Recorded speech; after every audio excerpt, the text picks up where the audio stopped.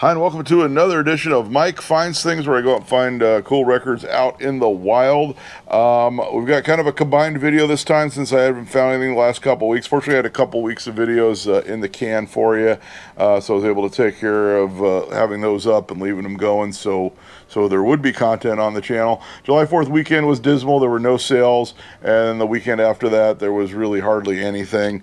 This past weekend, I did have a couple car videos to shoot for my other channel, which is my name, Mike Frankovich. So I didn't really get to much. I did get to a few. I think I got to like 3 sales, and I found stuff at maybe 2. And nothing crazy like stuff I usually find. So we're going to combine this video with a video on estate sales, like how to find them, what to do, different etiquette for finding stuff at estate sales, give you some tips and tricks that I've kind of learned over the years doing this. And so we're going to start with the records, and then we're going to go into the tips and trips later in the video. Make sure you're subscribed to the channel. Make sure you like the video and comment on some of the records and maybe some of the tips. Maybe you've got your own tips on stuff. So we're going to start right now. We're going to go into an artist that we're going to have later on in the video on an LP, but right now we're going to go to a 45. This is a UK pressing of Glad All Over by the Dave Clark 5 on Columbia with the knockout hole that's still intact. A lot of those get knocked out when they come over to the US because people use 45 adapters here. And it's the original sleeve. It's even got like the UK distribution information there. EMI Records Limited. And there you go. So that's kind of neat to find that in the U.S. Not a crazy value. Low of 12 cents. Somebody like wasted their time selling this thing for 12 cents. Probably a battered copy, which this is not. So this is actually a super clean copy. The B-side is I Know You. I don't know if I mentioned that. So it's low 12 cents, mid of $1.68, high of 8. Being that this is in the U.S., it might be a little bit on the higher value. Plus, the record's actually in really nice shape and has the original sleeve from the UK, which you don't see often over on these shores. And I know I got viewers over in the UK. They probably find that record like all the time, that pressing. But over here, not so much. From 58, this is probably one of my favorite ones. I would say this is probably one of my favorite records I found this week. It is a doo-wop record from 58 on Gone Records. Low of 350, mid of 8, high of 20. We've got Beside My Love by the Dubs on Gone. And I probably should have looked at the 45s again once, because this sale they said $5 per record, but it didn't say for 45s. And then when I got up there, they only charged me $2 each for both these 45s. And gonna make a change. Fortunately, this sale was very close to my house, so it wasn't like a huge deal getting over there and getting back. Another sale I went to, so I went to one sale that had records. I didn't find anything. This sale didn't say they had records, but what I do sometimes, I'll get into it more later on in the tips and tricks. Sometimes I'll find a sale and I'll go, those guys seem like they'd have records. Like they have other stuff would lead you to believe they're the kind of person that would have records that they've kept all these years. In this case, I think there was a couple old hi-fis, with the record turntable and stereo setups. A lot of times when they have that stuff, they still have records. Nothing really crazy. One that's got like a higher value, which I was really happy to get because it's a band I really like that I've seen many times. That's a little later on, not this one. We're going to start with one I didn't even try. There's so many pressings of this one. And of course, there's a legendary pressing of this one out there. This is a later pressing, but it's such a minty copy. These were $2 each. Mamas and the Papas, if you can believe your eyes and ears. That's a later one. It's got the Gold Record Award. And also the early pressing, you can still see the toilet in the photo. And then I think after the first pressing, they covered up the toilet on this one. But it's I would not buy this. This record comes up like so often, it's ridiculous. But it's such a minty copy, I grabbed it. So with Monday, California Dreamin', all that stuff. Big hit record, sold a bazillion copies. That's why they got the Gold Record Award. But one that I think people still like and want. Another one that they sold a bazillion copies. Again, I'm not going to look up what pressing this is. Eagles Greatest Hits Volume 2. This is more of a compilation. Of course, Hotel California, Heartache Tonight, Seven Bridges Road, Life in the Fast Lane, I Can't Tell You Why, New Kid in Town, Long Run. It's got the hits. It's the Volume 2. I think everyone either had this on LP, cassette, or CD at some point. I know when I was growing up, everyone had this on CD. It was more of that era. But kind of a cool find. It's in really nice condition. Great play copy. Another one, we found a 45 of this that was pretty rare in a promo a few weeks ago. This is the LP with the story with the book. I pick up these Walt Disney records since it is a Disney collectible. When the records are in good shape and the book's there and everything's intact and kids didn't scribble all over them, they can be quite collectible. This one has a low of 2, mid of 8, high of 30. I'm guessing the 30 was a sealed copy or extremely minty. Aristocats. It's not the, I don't think it's not the movie soundtrack. It's more like the story with some of the songs, and the kids could like read along in a book on the gatefold. And like I said, the record's in really nice shape, which usually does not happen on kids' records. Usually they're completely destroyed, and kids would write crayons and stuff all over them. So I kind of grabbed that one. It was only a couple bucks. Another one, I got lucky with this one because there's another guy there that buys records. He buys all kinds of stuff, books and things. I see him at a lot of sales. He pulled this one, realized the record was missing, put it back. I went through the records again. I found the record, which was actually in good shape, separate from the jacket. So I wound up pulling this one. It's a band I've seen, I'd say 6 or 7 times. I saw them about 6 months ago with my daughter. Music for the Masses, Depeche Mode, from 1987. This is a U.S. press. Now, from 87, you got to remember that's when we were getting into CD era. So not a lot of these were pressed. It does have one little tiny scratch. Does not affect the playability. In fact, I was playing this the other day. This is the one with Never Let Me Down Again, Strange Love, Behind the Wheel, stuff like that. This one has a really good value. I'm guessing because they didn't press a lot of copies. This is when everyone had switched kind of to CD. Low of 5, mid of 57, high of 150 on that one, on a Depeche. So that's kind of surprising. I'm keeping it. I didn't have that one on LP, so I'm definitely keeping that one for the collection. Like I said, I love Depeche Mode. You would think a guy who collects all these doo-wop records puts them in these videos and old rockabilly, rock and roll, surf music.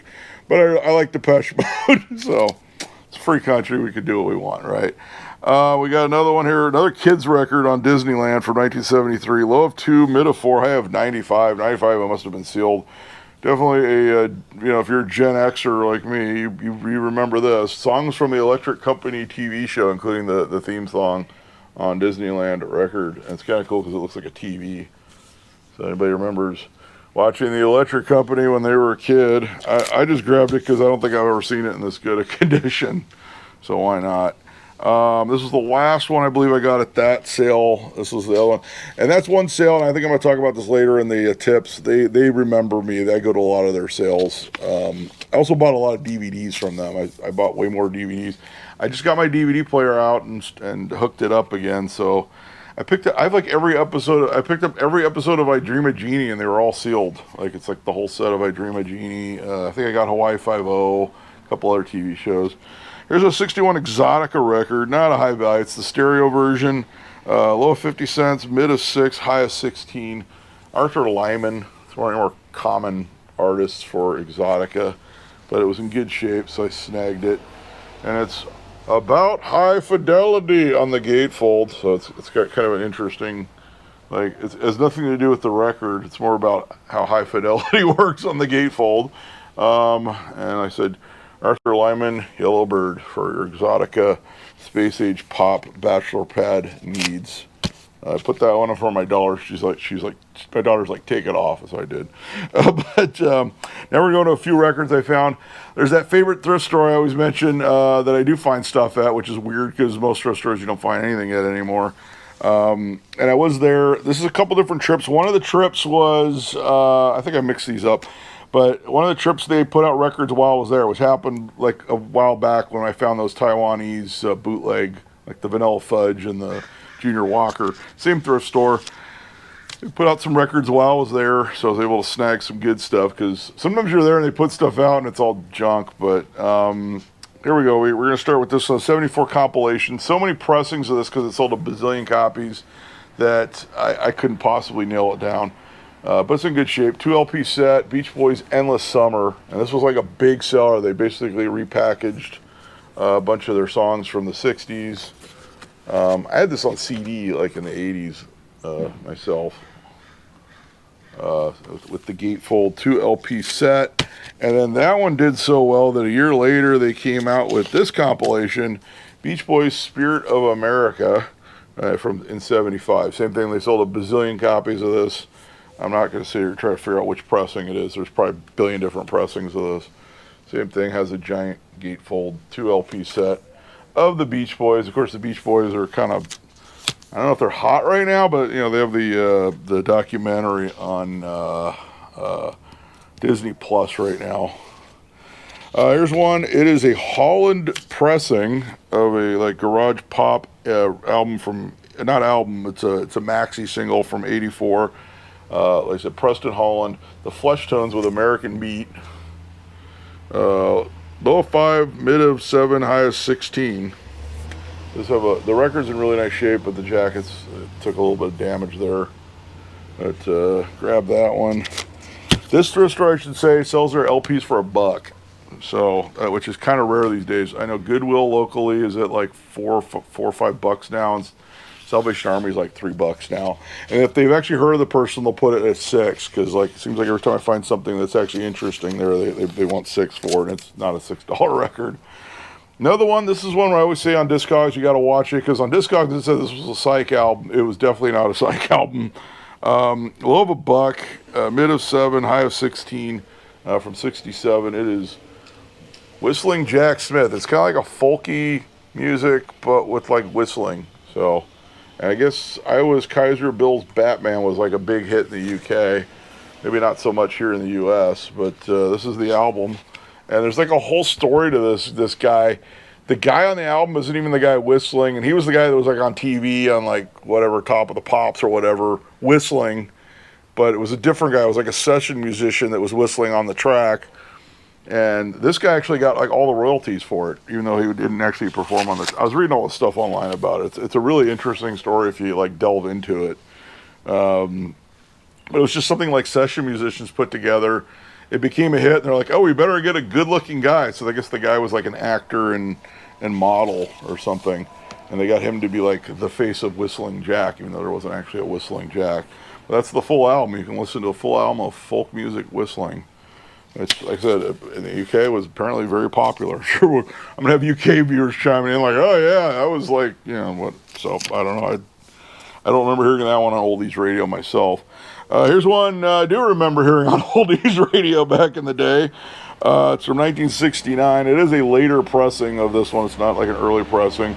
We got a truck. We have to have some interruption because it's tradition. He's going by quick. It is the Guess Who canned wheat with a later pressing. You can tell because it says contains the hit Laughing. So this is after Laughing became a hit. I have no idea. I would say it's like a $5 or $10 record. If you know, like I said, it does have a little bit of mold damage down there on the bottom, but the record's really nice. So maybe like a $5 record. I didn't have it, so I grabbed it for $1. Another one, I think these are all from the same guy's collection. In fact, another one has a little bit of water damage. They had quite a few records with water damage. Some I would have bought if the jackets were better. This one, no water damage on it though. Retrospective, The Best of Buffalo Springfield. This is a really nice copy. In fact, I was playing it the other day. From 1969. For what it's worth, of course, is on there. Mr. Soul, stuff like that. Bluebird. On a cool retrospective Best of Buffalo Springfield album. Again, probably not like a super high value record, since most people like to have the actual albums and stuff like that. And this is our last record before we get into the tips and tricks on estate sales. So it's from 64, and this is an interesting one. Does have a little bit of water damage on the bottom of the jacket. The record's decent. In fact, I played it. It's got some light scratches, but it played fine. The inner sleeve was missing. I put an inner sleeve on it. 1964 mono pressing. Low of $1, mid of 15, high of 30 on this one. This is the early version of the cover of this record, and then they quickly switched it to a different cover where they're holding instruments. It's glad all over the Dave Clark 5. Of course, it's got glad all over, bits and pieces, stuff like that. It's got their version of Do You Love Me? And this is an early version. I checked the actual record, and it is the early version of the U.S. pressing. It's pretty good shape. Light scratches, nothing affects playability. And I said a mono pressing on that one. That's kind of cool find. I like Dave Clark 5. In fact, like I said, I listened to that one all the way through the other day. So this is well, we're going to go right now into tips and tricks. I can't say anything right now. Tips and tricks. I was trying to put the record back, but let's just throw it over here. Okay, there we go. Finding records at estate sales. What you've all been waiting for. In fact, people keep asking me. I said I'll do. Okay, so we're going to go first into where you find these estate sales. Where you go, there's different places. I like estatesales.net. It's a website, and you can search by your location. You can search by zip code if you know you're going to be somewhere else. Or even if you're on your phone, you can search by a zip code or by location on your phone. So if you happen to be somewhere else and you realize, oh, it's kind of like I have dead time, you can go looking for estate sales. And one thing you can do on there, after you search where you are, your location, and it has the list, you can actually narrow it down. You can search by records. So you can type in records, you can type in anything and it'll come up. Now I will warn you, if you type in records, you have to hit this list of sales, not all sales, because if you go all sales, it's going to search nationally. You're going to get stuff on the other side of the country. So you have to hit this list of sales. Also, when you search records, it will also show you if they have record player, if they have record players in there, which a lot of times those guys have records anyway, but not always. And then I will tell you, some estate sale companies don't use the word records. They'll use the word vinyl. They use the word LPs, and they use the word albums. Occasionally you'll find they'll use 45s or 78s in there as well. But if you keep checking those, you will find that. Like I said, not all sales with records mention records. So what I do is I look on there and I see if they have other stuff would lead me to believe that it would be the kind of person that would have records. And those are actually the best sales to go to, because the guys that just search for records don't usually find those sales, if that makes any sense. So I always say if it's a car guy, like I've got a lot of car stuff. Car guys usually have records. People that collect like Coca-Cola stuff, old signs, things like that usually have records. If they have a bunch of 90s furniture, they're less likely to have records. I've gone to sales where you looked at their other stuff and you're like, there's no way they have records, but it was so close to the house I went and looked anyway and found really killer records, which happens. But I'm just saying, as a general rule, if you're limited on time, you kind of have to go with the odds and what other stuff they have. Because I love finding records in places where it doesn't say they have records, because usually they're like, you have less competition going through those records, if that makes any sense. Some sales will also not list records if they aren't stuff they think will sell, like Beatles, Stones, Zeppelin, stuff like that, big name stuff. Another place to find estate sales is on Craigslist. Go to the for sale section and then type in quotation marks estate sales, and you can find estate sales. And you want to sort, of course, by date, and you kind of figure it out. A lot of times estate sales get posted on Craigslist that do not get posted on estatesales.net, especially privately listed ones, which are usually where the best deals can be found. Another place to find sales is on Nextdoor. If you're on Nextdoor, make sure you increase your search range as far as possible. You can go on there in the for sale. You can go on the section, just type in estate sales or garage sale, and it'll show you. And then you can go into the for sale section. You could type in records or whatever else, and sometimes I've found records on Nextdoor. In fact, recently I got a bunch of free 78s by finding them in the for sale section on the Nextdoor app. So this is a good place. I bought a car on Nextdoor once, so I know people always complain about Nextdoor, but there are some good things about it. Facebook Marketplace. Oh, Lord. I hate Facebook Marketplace for finding estate sales. Their algorithm makes it so often you don't see the ad for the estate sale until after it already happened.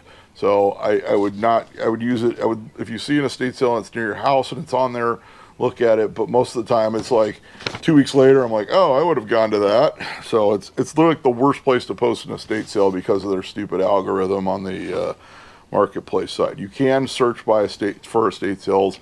It's not as narrow. You can't narrow it down as well as you can on, say, Facebook or estatesales.net. Another way is just driving around, of course. So just like you would find garage sales, like you just drive around. I've run across estate sales that are not advertised anywhere, and that's usually a good thing, because then you have less competition And a lot of times you'll walk in there and you'll say, do you have records? Especially when they're privately listed. Like the people are like, yeah, we have records. We didn't think to put them out. We didn't think anybody likes records. It's really weird. I always ask for car stuff too, because a lot of times they don't think to put that stuff out either. They think to put out like anything that looks like it's like valuable, and everything else kind of gets forgotten. In fact, I have a friend that does estate sales, and he has to specifically tell the families not to throw anything out until he gets there, because they will throw out the most valuable stuff because they have no idea what they're looking at, like furniture-wise and whatnot. So evaluating estate sale listings, when you go look on estatesales.net, it will tell you if it says privately listed, usually it's the family doing the estate sale and not a company. I've seen it where it's a new company that just started that doesn't have a listing, doesn't have an account with them yet, and they just do it as a privately listed sale. I have seen that. I've seen it where it's employees of another estate sale company selling stuff, like kind of on the side, using it as that. But usually when it says privately listed, it's the family doing it. Then the companies, you'll see the company name, and you can actually subscribe where it'll send you, they'll send you an email when they have it. The company, if it's a company you like, it'll send you their listing, or you can get on their mailing list as well, usually at a sale or by contacting them off their website. Now you got to watch out. Some of the companies that do it, they're also online resellers. So a lot of times the best stuff, it's not generally records. They're not willing to discount on it because they know they can take it to whatever swap meet or put it on eBay later on and probably get more money. So a lot of times they do that. And I already said, like I said, look on these listings. I go through and just sit there when I'm bored, and I go, that guy might have records. That guy might have records. And fortunately for me, it's like a lot of times if they have a cool car stuff, I want to go anyway, and then I find records when I'm looking at car stuff. I don't know how many times I've gone to a sale and found something that was not in the pictures, an item or otherwise, because they didn't think to put it in the listing. And it's like, oh, look, cool old radio, because I collect old radios too. It does happen. I keep track of the companies and generally what they charge for the records. I use the notes in my phone. There's that little notes app. I know who charge. So if I walk in on a sale and they want like way too much money for stuff, I note it. If they have nothing but great deals, I note it. So that way, like if it's one of those, sometimes there's those weeks or days where there's just a bunch of good sales, and I have to pick and choose, and you generally I'll nudge towards the one where I know I've gotten good deals from them in the past. And I'm sure other people do the same thing. A lot of guys just do it mentally. They just remember all these. I remember them too, but I write them down. So like I said, that's, keep track of that stuff. I know certain companies, I'm not going to mention anybody, but there's people that like some people will not go back to their sales, and we'll just leave it at that, and that's their choice, and that's just kind of how capitalism works. So there we go. We'll just leave it at that. What day to go? That's always the question. When you go to an estate sale on the first day, that's when everything's there. So, but they generally want top dollar for everything, especially a lot of collectibles. Sometimes I'll go and there's stuff that's like it's literally priced at eBay or higher prices on the first day, collectability wise. Even like records, obviously you have more, everything's there on the first day.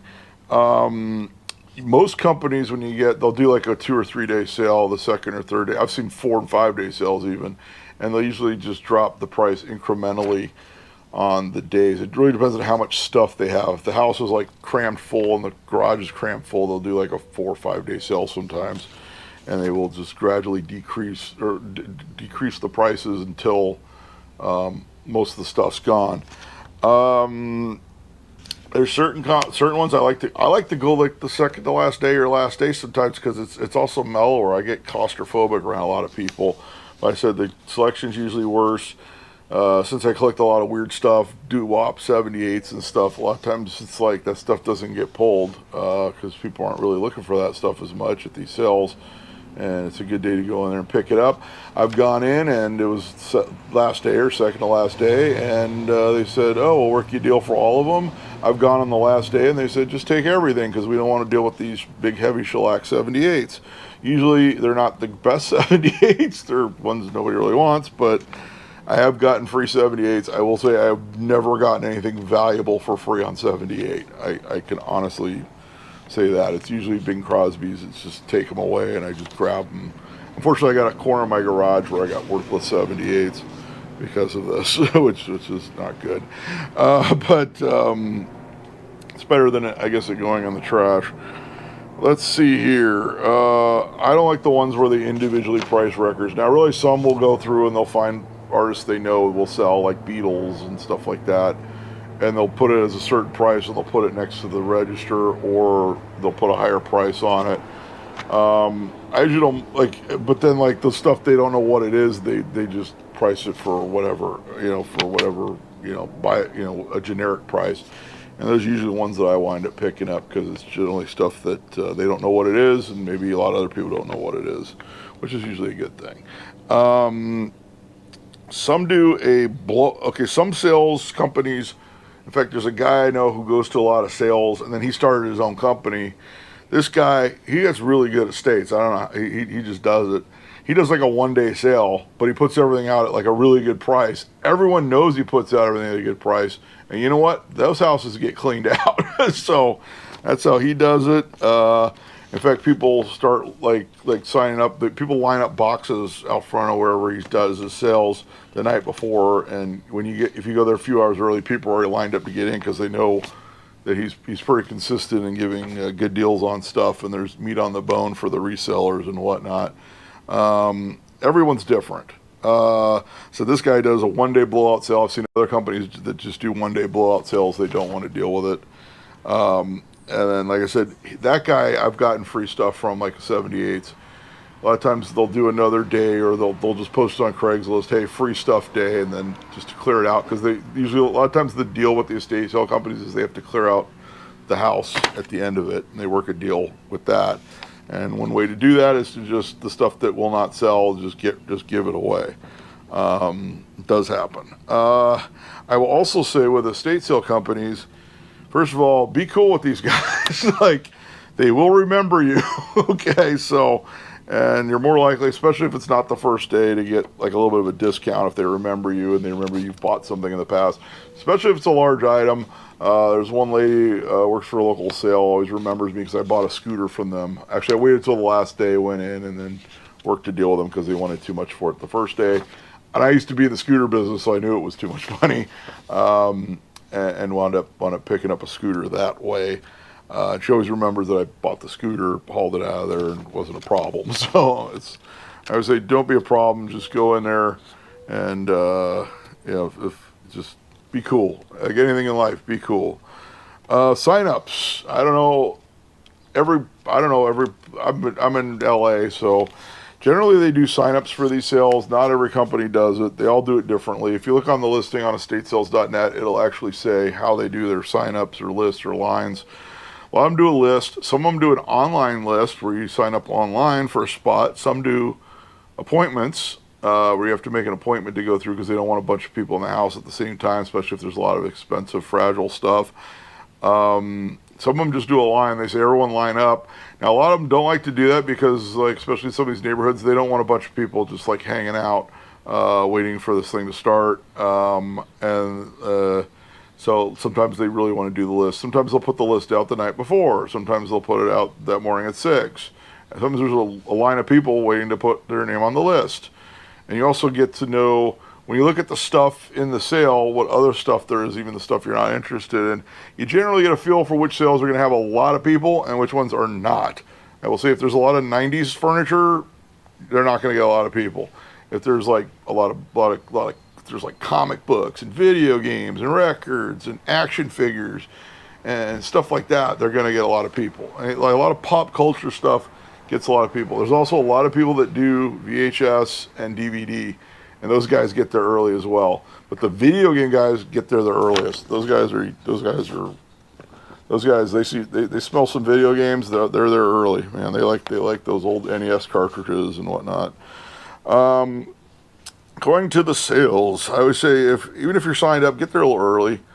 Sometimes they'll do like a list of what they do, like a rule list before, or they'll line people up like 15 minutes ahead of time.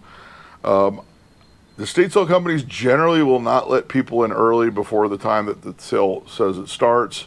I've seen private sales where they do. I had one locally I was signed up for, and I got there 20 minutes early. They let everybody in the house already, but it was a rainy day, so that's probably why they did that. I have seen them let people in early. I've also seen privately listed sales where it says, like, say they start at 8 o'clock and you get there at 7:30 and they're already letting people in. You never know. It's a different situation every time.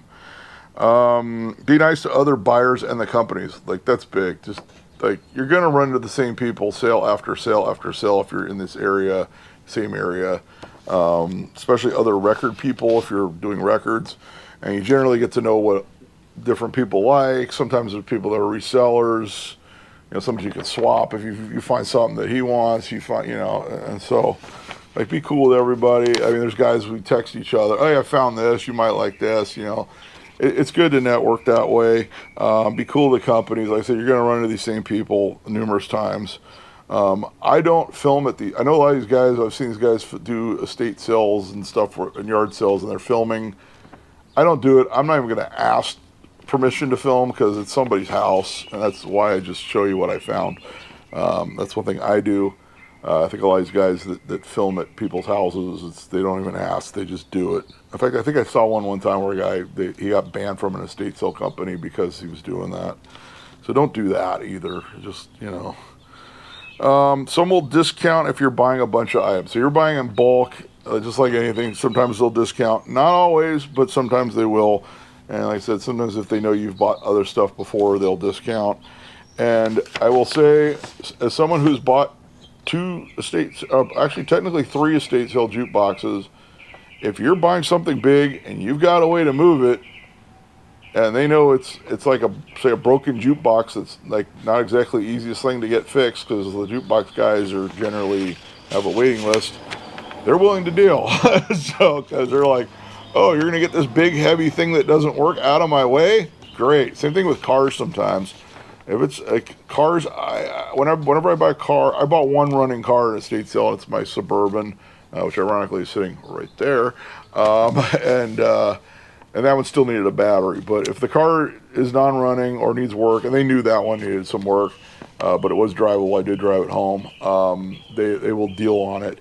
If the thing is perfect, like if you're looking at a mint 57 Chevy that was just built, they're not going to deal on it too much. But generally, if it's a project, they might deal on it, especially if it's like the last day or second to last day, and if it's something like a jukebox or something heavy that's hard to move. Going through records at sale. So this is where we're going through the records now. I bring a crate. I bring one of those little, I didn't have a crate here to show you, but you know what a crate looks like. If you don't have one, I don't like milk crates, like the actual milk crates, because they're kind of heavy. Just get those ones from like Office Depot. Walmart has them for like $4 or $5 right now. In fact, I bought one recently. I like the ones they sell versus the ones I already had. I put a piece of duct tape with my name on it because some sales I go to, the line is done by leaving like a box with your name on it. So I just keep one in the car with my name on it. In fact, I've got one in every vehicle. So if I go to a sale and that's how they're doing it, I just leave my crate out there and it's got my name on it on a piece of duct tape. That's a good way to do it. And that way you've got something to stick the records in, because I've gone to sales where I'm like trying to balance a bunch of like 45s, which is not fun. And some sales won't let you bring bags in, but a crate, they can actually see through it, so they know if you're trying to take something or not. I said Walmart has these ones with these little round holes right now, and I think it's good for records, and it won't catch the end of like a 78 or something like that. So you might want to check that out. They had them on, like, last time I went to Walmart, they had them on the end cap. They were $4.97 or something like that. I bought one just to try it out. It seems to, like I said, I'm probably going to go buy a couple more next time I'm out there. Now, when you're going through don't hog the records. There's usually like a bunch of record guys wanting to look through the records. Not always. If you notice other guys, just go through it, pull what you like, stick it in the crate, then walk away, go check them, check your conditions there. Don't sit there and like these guys that zap the picture of every record to see if it's worth money. Those guys are annoying. If you don't know what it is, just walk away, check it there. If you don't want it, put it back. In fact, don't put it somewhere else in the house. Put it back to where the records are, because I've seen that as well. these guys just kind of leave them wherever because, you know, they're like, oh, this might be worth money. And then they look it up. And they're just resellers anyway. So put it back because somebody else is might want to look through it, might want to buy that record because they're not a reseller and they just actually want it for their collection or just really like that song or something. But I said, put it back afterwards. Tell people, hey, I'm putting stuff back because they might want to look at what you put back. I found good stuff that people put back before. It happens. I said, go over, evaluate the condition, like check it out, make sure it's not scratched or cracked or anything, especially on your 78s. It's usually just me looking through them though. Very rarely, every once in a while, there's another 78 guy. Checking out. Now, this is at the end of the sale when you're done, when you're like, okay, this is what I'm buying. The listing before you get there will say what they accept in a form of payment. So do they take Zelle, Venmo, PayPal, whatever? Some just take cash. Just keep cash on you because you might need it. In fact, you might go to a sale and find something that wasn't in the listing, that isn't even a record, that's maybe a little bit of money. Keep cash on you. Cash is king. That's what I always say. And sometimes they will actually charge you extra if you use a card or something. They'll charge you like a 3% because that's what the merchant fee is. So definitely just bring cash. Cash, always err on the side of bringing cash, I say. It's always a good idea in anything in life, especially if you go to sales, garage sales, anything like that. Privately listed sales generally are going to be cash only because, let's face it, they don't have a credit card processor. They just don't. And a lot of times, if it's a company, they charge sales tax. And if it's a privately listed, they do not charge sales tax because they didn't. I think in California you're supposed to get like a thing that you're supposed to charge sales tax for like a yard. Nobody does. But like if you're a registered company that's like licensed, they have to charge sales tax. I will say that. That's in California. Other states might be different. Some states might not. I think some states still don't have sales tax. Let's see. And there's usually a hold table when you're walking out. Some will hold the stuff for a few minutes for you while you go in and look for other stuff. Don't go crazy with the whole table and don't decide like 3 hours later you don't want something. They really get angry about that because there's usually somebody that would have bought it and then now they're gone already. So don't, the whole table I'd say is not for leaving it there for too long. It is if you have like a large item and you're still shopping, especially if there's a list and there's a line still to get in the house, you can use the whole table. Some, if you don't have enough cash and their cash only will like allow you time, run over to like an ATM and run back. But generally just have cash on you. So that's what I have for estate sale. Oh, another thing is also when you go to estate sale, especially like, I don't know, this might be a city thing, check to make sure it's not trash day or something or sweeping day on one side of the street. Make sure you're parked legally. Most estate sales, they'll look, like the ones that have been doing a while, they'll check when they go, okay, what's your trash day or what's your street sweeping day, and they will not start on that day because they immediately have half as many parking spots for people coming to the sale. So a lot of times they'll adjust it accordingly. I like Thursday, Friday sales. I like midweek sales, Wednesday sales. Weekend sales, I'm filming something else. So, and usually sometimes I can get to those if they're local, like after I get done filming, get the video up because I put priority on that for my car show videos. So that's what I have for tips for estate sales as well as the records. This might be a longer video than I thought it was going to be. I'm very sorry. But I know some people have been asking for my tips and tricks for finding estate sales and what to do at estate sales and things like that. So that's kind of what I threw together. I'll have another video hopefully next week. Hopefully I'll find some stuff this week. Hopefully some of you guys will find some stuff this week now.